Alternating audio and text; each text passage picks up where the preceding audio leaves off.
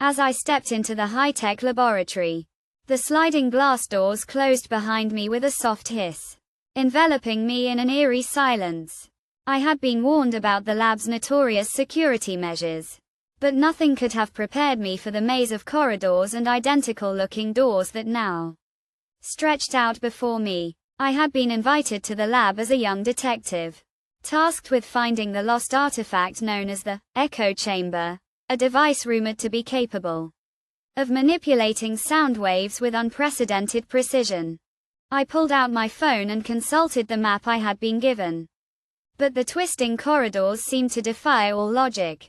Every door I opened led only to more doors, each one blending seamlessly into the next. I quickened my pace, my heart pounding in my chest as the silence began to unnerve me. Suddenly, the lights flickered and the air conditioning units hummed to life, casting an otherworldly glow over the deserted corridors. I felt like I was being watched, and the sensation sent shivers down my spine. As I turned a corner, I stumbled upon a group of scientists huddled around a bank of computer screens. They barely acknowledged my presence, too engrossed in their work to notice the lost detective standing before them. I approached one of the screens, my eyes scanning the lines of code streaming across the display.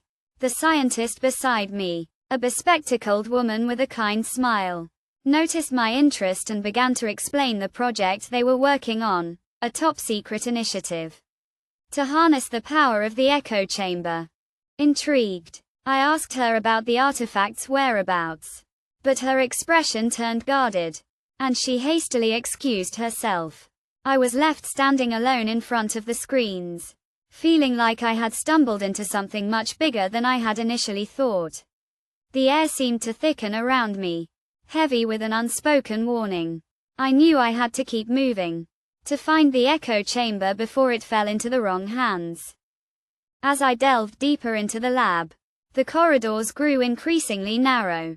The shadows cast by the flickering lights twisting into menacing forms, I began to feel like I was being herded towards some unknown destination. The lab's security measures closing in around me like a trap. Every step I took seemed to echo through the corridors, the sound waves bouncing off the walls and reverberating through my very being. And then, I saw it, the echo chamber, suspended in a glass case at the far end of a long, dark corridor. My heart racing, I sprinted toward the case, my fingers closing around the cool glass as I gazed upon the device in awe. But as I reached for the chamber, the lights flickered once more, and the lab's security systems sprang to life. Alarms blared, and the corridors erupted into chaos as the lab's defenses sealed off the area, trapping me inside. In the chaos that followed, I found myself face to face with the lab's director, a cold, calculating woman who revealed to me the true purpose of the echo chamber, not to harness its power, but to contain it. The device, it turned out, was not a tool for good, but a ticking time bomb, capable of unleashing a devastating sonic wave that could shatter the very foundations of the city. I realized, to my horror, that I had been wrong all along. The echo chamber was not something to be found, but something to be hidden. As the lab's defenses closed in around me, I felt the weight of my mistake bearing down upon me.